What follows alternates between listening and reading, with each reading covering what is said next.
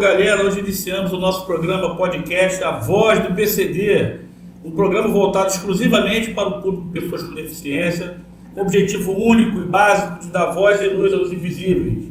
Hoje, dividindo a bancada aqui, meu amigo Antônio Nelson, apresentador também do programa, eu, Luiz Marinho, acompanhado do nosso comentarista amor, especialista em área de deficiência, Alessandro Montano. Tudo bom? Tudo bem, Antônio? Tudo bem, Luiz Marinho, tranquilo, na paz. Luiz, vou ter que mandar um recadinho rapidinho aqui das redes sociais, senão fica complicado aqui, e eu vou apanhar, senão a produção me bate. Manda o nosso jabá aí, meu irmão, manda o nosso jabá aí. E falar também que todo domingo, às 17 horas, estamos na Rádio Metropolitana, com aquele programa suave que é PCD, né? Dando voz aos invisíveis. E falar também da nossa rede social. Nossa rede social é importantíssima. Tudo que você imaginar nas nossas redes sociais só tem uma coisa: a voz de PCD, pronto, é só ir lá. Não precisa ficar falando Instagram, Facebook, não precisa de nada disso, é só ir lá. Agora vamos lá, comente, compartilhe esse vídeo, né, de hoje, que vai ser uma maravilha. Esse rapaz fala bem, fala bonito, é inteligente. Obrigado. Né? Pra mim ele é um super-herói brasileiro. Já te batizei, super-herói brasileiro, olha aqui. Não, que a tua história é maravilhosa. Nós temos muitos heróis aí, muitos deles são reconhecidos. Exemplo do nosso querido Ayrton Senna, né? É verdade, é verdade. Beleza, Antônio. Então, hoje nós vamos conversar, bater um papo aqui com o Alessandro. Tem uma vasta experiência na área de pessoas com deficiência, pode ter um acidente. Irmão, é um prazer ter você aqui conosco. Obrigado.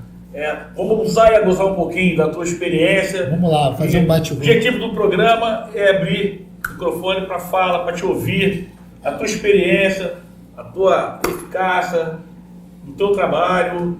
E hoje a gente queria falar sobre mobilidade urbana. Vejo você na sua cadeira, um cara com esse tamanho, com esse porte. Como é que é andar pelas ruas do Rio de Janeiro, meu amigo? Olha, é muito complicado. Eu era casado aí há 10 anos, eu andava muito de carro. Depois que eu me separei, comecei a utilizar mais os transportes públicos, no caso o metrô, né? E também o Uber. E as dificuldades são tamanhas. Primeiro que a maioria das nossas ruas todas tem pedra portuguesa e as calçadas e rampas não são muito acessíveis. Então, quando você não tem uma prática diária, você encontra várias barreiras. Muitas vezes você tem que pedir ajuda a vários transeuntes. E o grande problema nosso é justamente isso: calçadas, né, apropriadas e rampas, porque quando você faz uma rampa muito curta, o que ocorre? Dependendo, como ele falou, do teu tamanho, da tua postura e da tua praticidade de mobilidade com a cadeira, você não consegue fazer uma ponte, né, ou dar uma empinada na cadeira para você justamente poder prosseguir com a cadeira adiante. Até porque o meu caso aí, vocês que estão acompanhando o podcast ou me acompanham na rádio, eu já falei um pouco, eu tenho 19 anos como deficiente físico e eu, além de usar a cadeira de roda, eu deambulo de andador. Então eu, quando passei pelo processo de fisioterapia, meu trabalho não foi de acessibilidade, né? foi de recuperação. Então eu passei pelo SARA, mas aí pelo quadro que eu tinha de lesão alta na cervical com uma tetraplegia incompleta, eu não fiquei com a maioria das pessoas que tinham o mesmo grau de lesão que a minha, porque eu tinha uma mobilidade muito maior e as pessoas não iriam alcançar o mesmo nível que o meu. E quando eu passei também pela BBR, eu ganhei a órtese para colocar na perna e aí eu comecei já a deambular de andador. Eu fui usar a cadeira quando eu virei para-atleta de paracanoagem para justamente poupar meus ombros. E eu venho ganhando mobilidade ao longo dos anos de experiência, né? Porque os cadeirantes, até quando brigam comigo, é engraçado. O cadeirante diz que eu sou falso cadeirante. Você anda, você é falso cadeirante. Enfim, meus amigos, o universo da deficiência é um universo muito amplo e a gente, quando discute ele, vai cair sempre na grande problemática que a gente está discutindo hoje, a mobilidade urbana. Você tocou no ponto, Alessandro, sem te cortar, você falou de algumas modalidades de transporte, você falou de Uber, você falou de metrô, você falou de ônibus. Qual deles avançou mais? Você consegue chamar o Uber adaptado?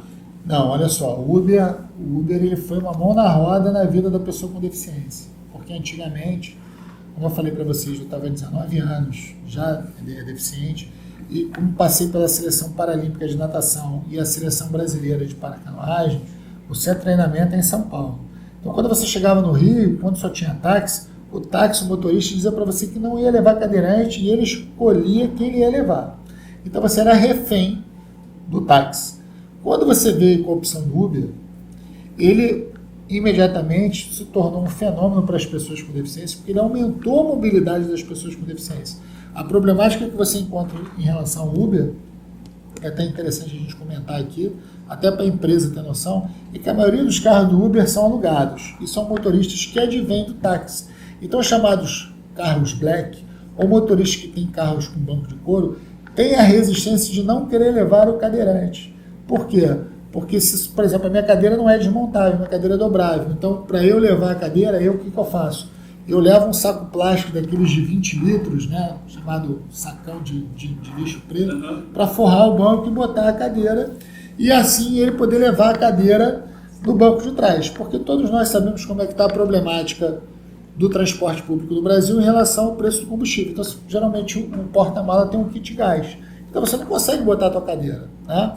Em relação ao ônibus, ele não avançou muito, porque você tem uma problemática muito grande em relação à manutenção de ônibus, e aí já entra uma outra esfera que não é estadual, é municipal, da briga das empresas de ônibus em relação a cumprir aquela cota de ônibus adaptados e funcionais. E aí o que acaba ocorrendo? Acaba virando uma briga de papel.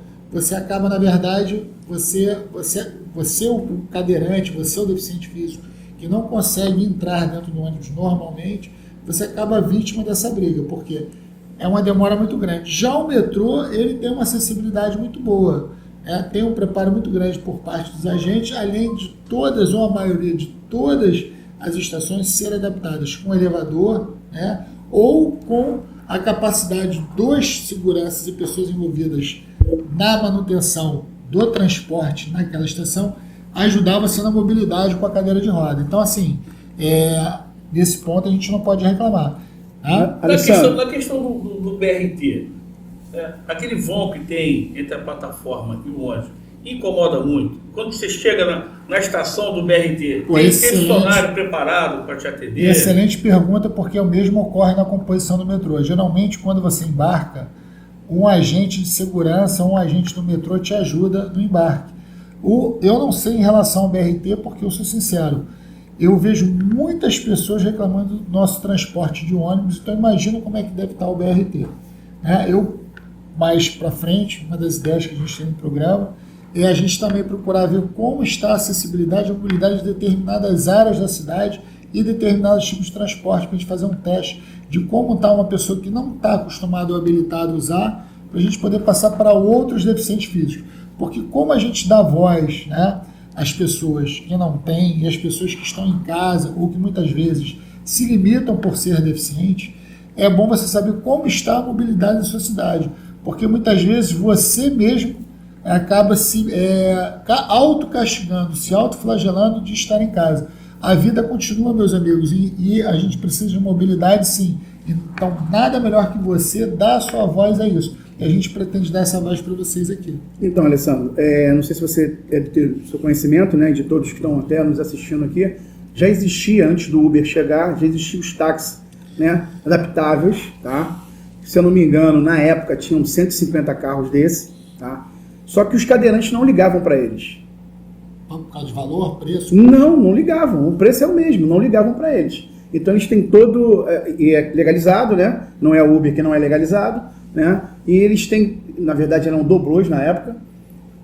Então, uma coisa, uma hora marcada, o rapaz ia lá, parava, pegava o carro, abria, subia, tem elevador, tem tudo. Mas você não acha, Antônio, emendando na tua pergunta, nesse teu questionamento, que faltou um pouco mais de divulgação? Que eu também, como usuário, eu nunca ouvi falar. Eu não sabia. Que tinha esse telefone de você ligar, o táxi adaptado para chamar ele. Eu nunca ouvi falar. Será que não era uma questão do táxi ter um monopólio e ele ficou a cavaleiro, aguardando? Se alguém me achar, se alguém me procurar, se alguém tiver interesse, veio atrás de mim. Será que não faltou uma divulgação igual a Uber que entrou no mercado? Então, a Uber, na verdade... Então, Luiz, na verdade, a Uber, ela se criou, vamos botar assim, ela conseguiu ter essa fama toda, justamente por um movimento do taxista. O taxista que levantou o Uber.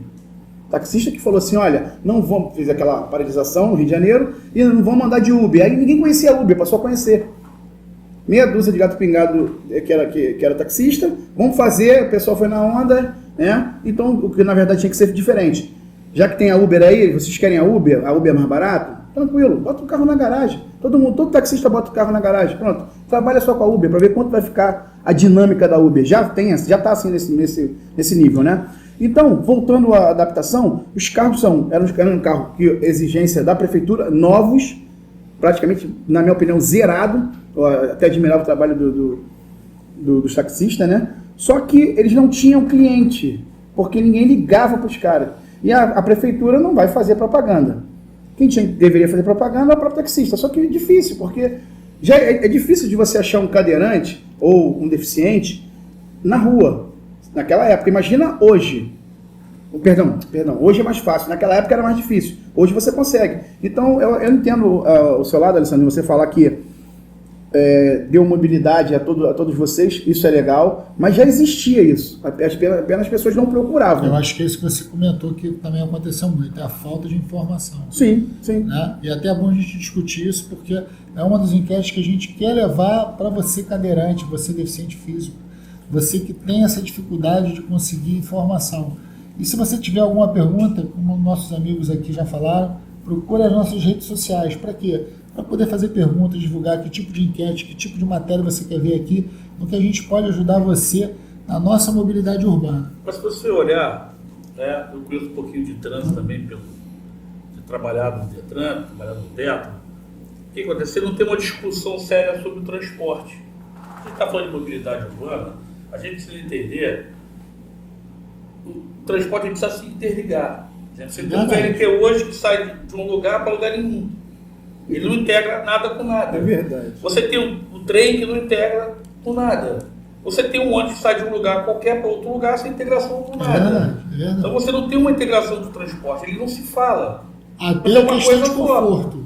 Você vai sair lá de Belfort para chegar aqui no centro da cidade, você vai passar pelo trem, vai passar pelo metrô, você vai passar pelo ônibus, você vai passar pelo BRT, você vai passar por uma série de transportes que não se falam, que não se interligam, que não tem uma gestão séria e a gente não discute sobre ela. Então você fala a questão do taxista, mas não estava em lugar nenhum. O táxi tinha um monopólio de mercado, sentava a cavaleira, minha autonomia custa X, eu estou aqui, sou dono do meu espaço, que se me procurar eu vou, se não me procurar também não vou. Aí aparece o Uber, cai a autonomia, cai o valor, o taxista entra em crise, entra em problemática, aí cria a 99 para competir com a Uber na gestão de aplicativo. Quer dizer, você precisa ser movimentado o tempo inteiro. E eu acho que a sociedade precisa discutir a questão do transporte, precisa discutir essa interligação entre eles, o transporte adaptado, o transporte para o idoso, que tem dificuldade de subir no degrau do ônibus. A gente tem uma discussão que precisa avançar. Eu acho que o jeito do programa, quando fala de dar voz aos invisíveis, a gente precisa trazer para uma mesa de discussão. A gente precisa ver o secretário de transporte, ficar do lado de cá criticando é fácil. Ele trazer aqui as discussões que passam por ele, a dificuldade que ele tem. A gente que vive a política do dia a dia na cidade, a gente consegue entender que tem um outro lado. E aí você tem dificuldade ou por falta de investimento, que aí pode ser do setor privado, né? E aí também a questão de manutenção e o tempo que você tem de manutenção de alguns ônibus. Por isso que eu falo, muitas vezes, a gente perde tempo brigando com a empresa de ônibus, a gente tem que brigar por coisas mais imediatas. Calçadas melhores, rampas melhores, porque você tem uma outra problemática que é interessante tocar, né? Geralmente, quando é feita uma obra, muitas vezes não é chamada uma pessoa com deficiência para testar aquela mobilidade ou testar aquela rampa, porque ela é feita dentro da norma da BNT. Então aí você tem um conflito muito grande do que está dentro da norma da BNT e dentro daquilo que é prático e acessível para a pessoa com deficiente. Eu vivenciei muito isso, uma das minhas experiências foi justamente na Olimpíada Rio 2016, onde eu testei várias acessibilidades nas vilas olímpicas e paralímpicas e banheiros e locais que foram realizados jogos, e tive vários embates com alguns engenheiros e algumas pessoas responsáveis pelas instalações. Não, está dentro da norma da BNT, mas BNT não quer dizer que está acessível, né? E a gente vê isso muito na questão do plano diretor. A gente sabe que existe a BNT, as normas vão ser atualizadas sempre. Isso não acontece com a frequência que a gente precisaria, que a sociedade precisa. acontecer. Então, até pensando nisso, que a gente precisa sempre ouvir os dois lados, a gente está convidando aqui um amigo nosso do Detran, né, da Comissão PCD, que vai vir um programa aqui dar esclarecimento sobre o Detran. Muito bom isso. Sobre o Detran, um grande amigo nosso, Alex Pereira, que vai estar presente com a gente aqui, para a gente ouvir o outro lado também. É isso, Antônio? É isso aí. Um abraço, Alex. Outra coisa, voltando ao BRT, que eu acho que foi um tiro no pé. Por que foi um tiro no pé? Você vai para Madureira, você não consegue ir para o outro lado de Madureira de BRT. Né? Você não consegue, então você tem que pegar os alimentadores. Você, uma pessoa normal, já tem dificuldade. Você imagina uma pessoa com deficiência. Não vai chegar, não vai chegar. Isso é verdade. É quase que impossível. Outra coisa, a quantidade de gente que anda no BRT. É porque geralmente quando você acaba fazendo uma obra, né, essencial de via para a cidade cidade já está tão exaurida que quando ela chega, ela não é que ela não seja uma novidade, ela já não comporta ou comporta completamente já aquela capacidade dela, né? Então, enfim, né? Então, acho que o BRT foi feito muito isso, e o BRT também, o processo dele aí já está uma questão política. Ele também acho que foi acelerado algumas vias dele, até por causa que era uma das obras que tinha que ser entregues para a Olimpíada. E hoje você está tendo um problema que houve um aumento, né, um acréscimo de número de usuários e a manutenção também das redes, e aí isso causa uma série de problemas. E dependendo do bairro, como você mesmo falou, você não consegue. Por exemplo, por que a gente tem muito engarrafamento na Zona Sul? Porque, na verdade, as vias não cresceram, elas continuam as mesmas, mas o número de carros, o número de transeuntes aumentou.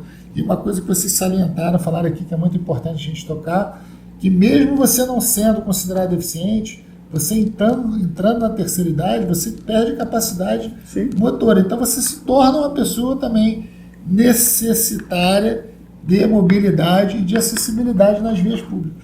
Verdade. Tô para dar um recadinho agora, rapidinho. Sim, claro, rede social. Senão social. A diretoria mata a gente. A diretoria... Fala da nossa gente. A voz do PCD. Compartilhe, comente. Dê o seu like. É assim que eles falam, né? Dê o seu like. Então, rapaziada, puder se inscrever no canal, a gente fica muito agradecido. É um canal novo, tá chegando agora, mas com assuntos e informações importantes. Estamos aqui com o nosso campeão de jiu-jitsu, né? Alessandro, adaptado agora, mas tu já era o cara. Alessandro, eu vou falar de Montana, mas eu poderia falar de montanha, né? A verdade é Alessandro Montano, não me confundo com o dono do Montana Grill.